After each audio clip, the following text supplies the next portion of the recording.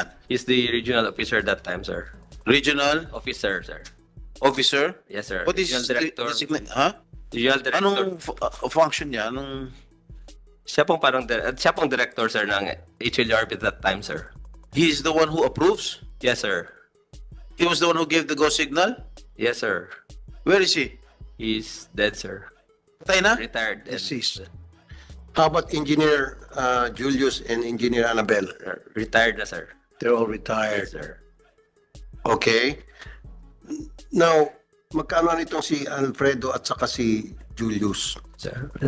Pagkaalam ko, sir, apelyido lang po, sir. Maybe even if they're retired, Mr. Chair, we can invite these two people, these two Engineer Julius and Engineer Annabel, in our next hearing.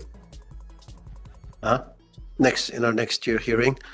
Now, ang aking pong pinagtataka rito, nangyari ito noon, then there's the possibility mangyari ulit ito. Ano pong mga measures put in place by you, some corrupt people there sa HLURB o DHSUD na para hindi na maulit tong ganitong klaseng kabalastugan, Attorney Doral? I think kung ano po, sir, in place naman po yung administrative cases, sir, just in case, sir. No, I'm not talking about after the fact. I'm talking about before it happens. Kasi tapos na eh. Nag-retire na to. For all we know, yung isa patay na. Hindi ko alam kung nasa langit, nasa impyerno siya. Yung dalawa, retired na. Hindi natin alam kung nasa Bahamas na ito o kung saan na nagpapakasasa na sa pera na binigay ng DMCI. I don't know. We don't know. So ano nga yung systems that you put in place, policy and procedures to make sure itong kabalastugan na ginawa ng mga tao ninyo dati ay hindi na po maulit? Ikaw ang director, you should know. Yes, sir. So ano pong nilagay nyo? Ang ano po, sir, is I'm having sir, when this You're having a what? this case was called upon, sir. Kasi No, sir, you're not answering my question. You're hearing me, you can hear me, but you're not listening. I'm sorry, sir.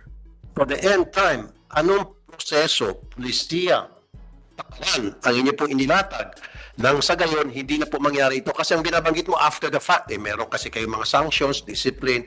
I don't need that. We don't need that. What we need is a policy put in place para hindi na maulit itong ganitong klaseng korupsyon. I'm sure korupsyon to eh. Hindi naman, itong si Director, hindi naman basta-basta siya papayag na babaluktutin niya, susuwayin niya yung patakaran, walang perang itinapal sa kanya. Ganon din itong dalawa.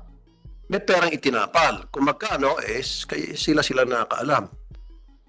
Do you agree? They will not violate yung pong patakaran na sabi nyo, para mabigyan ng development permit, ang isang tulad ng DMCI, kailangan free from lien yung titulo. Nakita nila na may annotation. And yet, gino nila. So, you agree na merong corruption doon? Yes or no lang? I could not say. Yeah, you just answer yes or no lang. Hindi, kasi kung you cannot say, then tanga ka, sorry. Then you're stupid. You shouldn't be the director of DHSUD. Come on, don't make us tanga. Huwag kang magtanga-tangahan, sir. You're not gonna be an attorney if tanga ka. I have high respect for all attorneys because you guys studied for so many years and have to pass bar, now which is very difficult to pass. Okay? Now, don't tell me with a very simple answer that I need from you, from a simple question that needs simple answer, nahirapan ka. Pakitanong lang. Pakisagot lang. Abogado ka, sanay ka makipagbakbak sa korte siguro noon. Yes, sir. Now, ulitin ko, yung ginawa nito tatlo na binayad ng isang cardinal rule para makapag-issue ng development permit sa isang developer upang makapagbenta ng mga condominium units, binaliktad nila yung patakaran. May corruption? Is it because of corruption or not? Yes or no lang?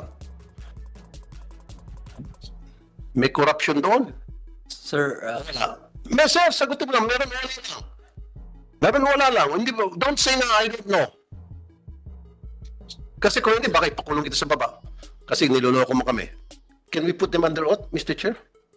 Muna, para madali na natin pakulong mga ito. The COMSEC Mga is sinungaling. instructed to administer the oath.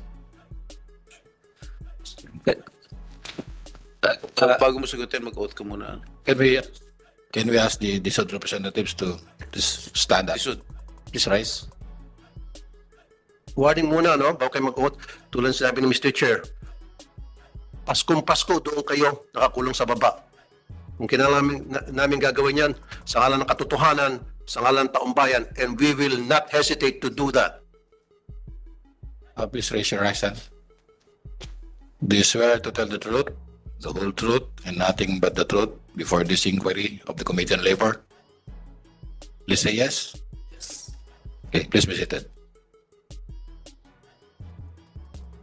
Attorney Doral, yes, sir. you answered the question of Senator Tulfo. So after having you put on oath, under oath, now, ulitin ko po yung question ko, be careful, yung pong ginawa nitong tatlo, Engineer Julius Tan, Engineer Annabel Narce, Director Alfredo Hale Tan, na binayin ng isang criminal rule para makapag-issue ng development permit sa isang developer bago makapagbenta ng mga units. They violated that cardinal rule, number 1 rule, na dapat walang annotation, titulo.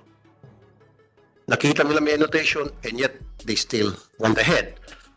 May corruption ba doon o wala? Yes or no? Ayoko lang, I don't know. Dahil kung sinabi mo, I don't know, pakukulong kita sa baba because nagsisinungaling ka, you know better. Yes or no lang po ang sagot. Kasi sir, Sir, pakisagot lang ng yes or no because if you said, ngayon pa lamang, I'm telling you, if your answer is, I don't know, then ipakukulong kita, I promise you, Comsec, pakiready na yung kulungan sa baba. Magpapasko, dito ka makukulong. Christmas na Christmas, dito ka magpakulong. I don't mind kung isasagot mo no, yes. When you say no, because I'm stupid, that's why my answer is no. Yes, because I'm smart enough, that's why my answer is yes. Huwag nyo lang kami lukuhan dito. Sinirespeto namin kayo bilang mga abogado, respetuhin nyo naman kami bilang mga senador. And we've been doing this for a long time, for several times already, so hindi na kami pwedeng lokohin. So pakisagot lang po, yes or no? May corruption doon, yes or no? I think sir, no sir, no sir. There's no corruption. Yes, sir. Why is that? Bakit walang corruption? Yes sir, after ng issuance on development permit sir, there's still a chance na they can submit the no-incumbency license to sell sir. And tapos for the fact No, so sorry. No. Di ba, ulitin ko, cardinal rule, nung makita nila ng annotation, dapat doon pa lang, sa step 1 pa lang, naibalik na yung application. Hindi na dumating sa step. Sinasabi mo kasi meron pang tsansa. Di ba? yes sir.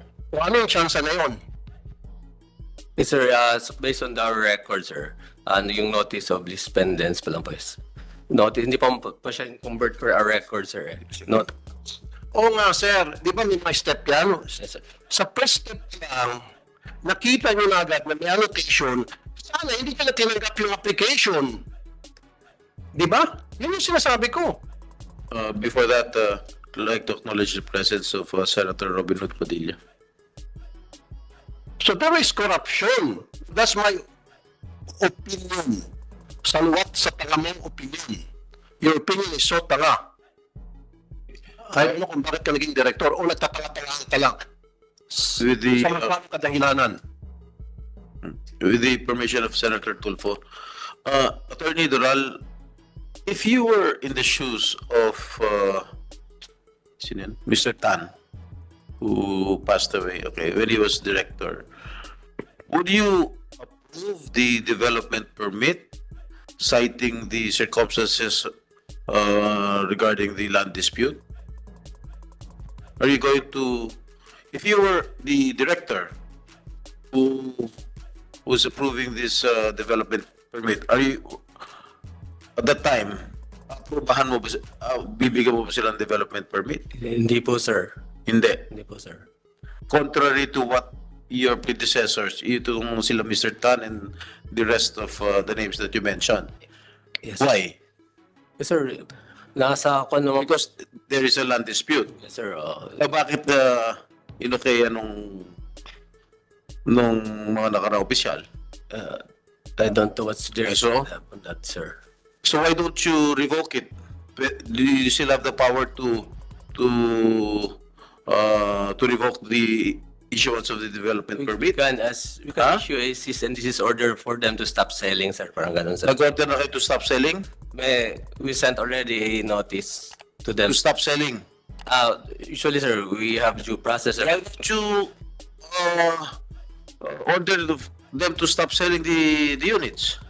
Yes, sir, we have asked them to explain, sir. Why not? Then after that, When did you ask them to explain? last week, sir, this just information came to us just last week, sir. Or when are you going to revoke the order approving the development permit?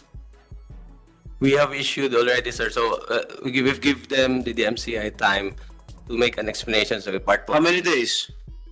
10 days, sir. Have they answered? Not yet. Not yet, sir. Not yet, sir. How many days already? Ilan days na di kayo sumasagot? When did you write them? Kailan nyo sila sinulatan?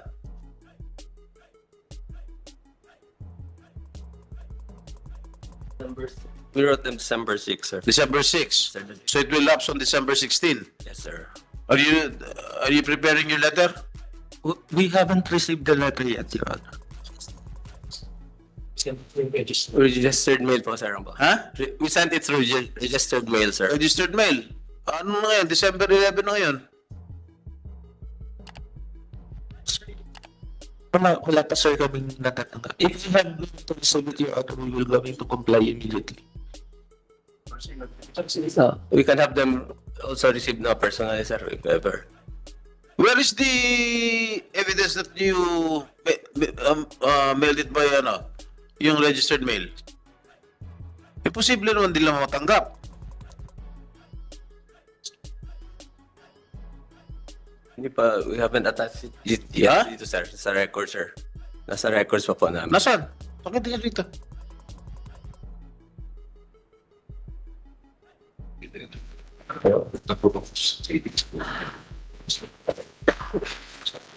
This is our letter, Your Honor. Bigay mo sa page. And if you find them guilty of any violation, so are you willing to order them to stop selling the units? Yes, sir. How many units have you already sold? And I think, Your Honor, the all 131? 131, Your Honor. Out of?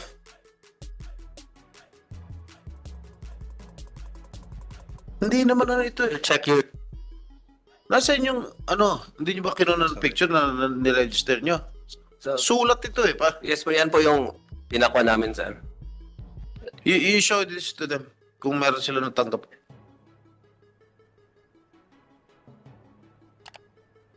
Can I do a follow-up question, Mr. Chair? Senator Tulfo. I'm not finished with you, Attorney Doral. For the meantime, Attorney Gascon, Sir, 131 po yung affected. I think... Out of? Huh? Out of? 965, Your Honor. So you have already sold 131 units For the affected building, Your Honor. for the affected building out of? 965. So, Project, Your Honor. kung sabihin ng DSUD na stop selling, ano mangyayari dun sa pinagbenta ninyo? yung follow-up ko nga po, Mr. Chair, nainformahan na ba yung mga nakabili na there's an ongoing hearing dito sa Senate dahil nagkaroon ng malaking kapalpakan sa desisyon ng DMCI kasama ng Hlurb at nasa korte, etc. Have they been informed? Yes, Your Honor. I think last week we have met the the Ivorywood residences because they came. And what was the reaction? Of course, Your Honor, some of them are worried. And of course, kinausap po namin sila na DMCI will take good care of this. How would you take good care of this? Yung mga affected, Your Honor, if in case, of course, we will going to compensate them or we will going to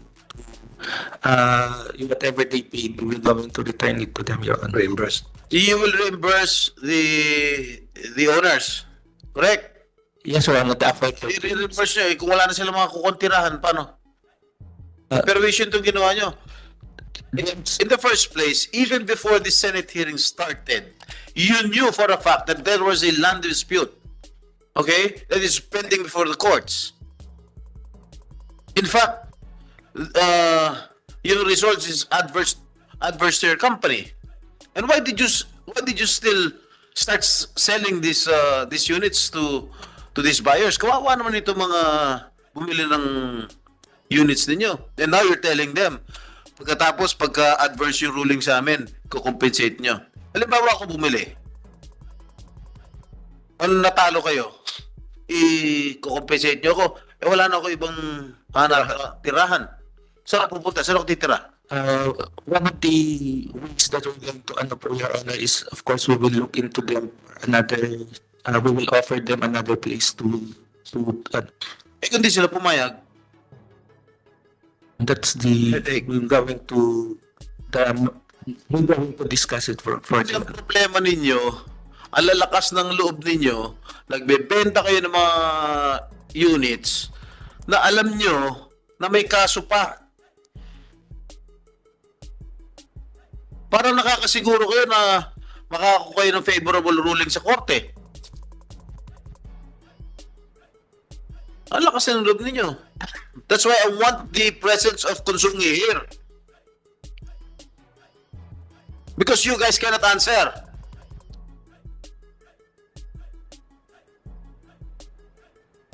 My God, this is already our third hearing.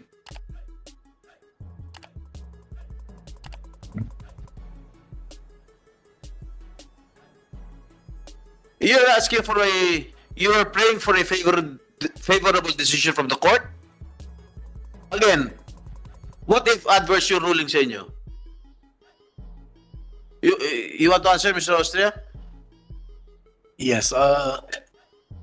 Regarding your question on why we proceeded with the development, as I said in the previous hearing, it's because, to our knowledge, we have settled with the workers involved. The workers had the claim of a certain amount, and we settled them, we paid them, and so we did not see any risk at that point, because they were paid and there was an agreement. So that's the reason why we proceed. But Mr. Austria already told you in our previous hearing, even though na-areglo nyo na po yung mga complainant, kahit happy sila doon sa settlement ninyo, tatangahan pa rin po yun. Why? Kasi po, pag nilabas pa rin Supreme Court ang desisyon nila, let's say not favorable to DMCI, to you, wala pa rin kayo magagawa. Orderan pa rin kayo ng Korte Suprema, kung ano yung previous decision na in-MR nyo, it will still stand. Diba? Ginagawa niyo yung pag-aareglo kung nasa RTC pa lamang. Am I right? Pero kung nasa Supreme Court na, hindi na po kayang habulin yon.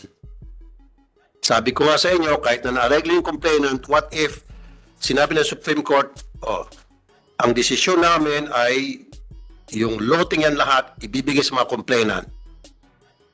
Wala kayong magagawa, right? Pwede sabihin ng mga complainant, yung binigay nyo sa aming areglo, wala kayong pakialam dyan, sundin natin ang nakalagay sa Supreme Court. Wala kayong protection. Ang tingin ko kasi namin, ang issue dito yung compensation for the workers. Yun yung talaga ang importante. No, I'm talking about decision from the Supreme Court. Inuunahan yung Supreme Court eh. Inuunahan yung Korte. Kasi ang lalakas ng loob nyo, tulad sinabi nga ni Senator Jinggoy, ang lakas ng loob niyo. Why? Ba't ang lakas ng loob niyo? Parang nahulaan niyo na po yung pag-iisip ng korte na kahit na may desisyon na, kaya niyo pa rin i-reverse yan. Parang wala kayong respeto sa mga taga-Korte Suprema. Parang mababa ang tingin ninyo.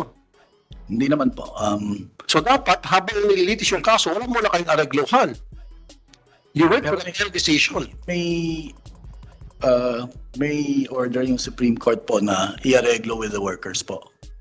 Pero yung regular the workers, hindi talaga eksakto kung anong nakalagay doon sa Korte Suprema. At dapat, bago kayo makipag-areglo, dapat dumaan kayo sa Korte Suprema. Your Honor, yung ano po kasi, yung lumabas po yung Supreme Court decision, ang sabi niya, 1/3 will go to the workers. And then, of course, we don't want them to ano nga po muna, but with the group of... Kaya nga yung 1/3 na sinabi ng Supreme Court, hindi nyo naman sinunod yun eh. Di ba?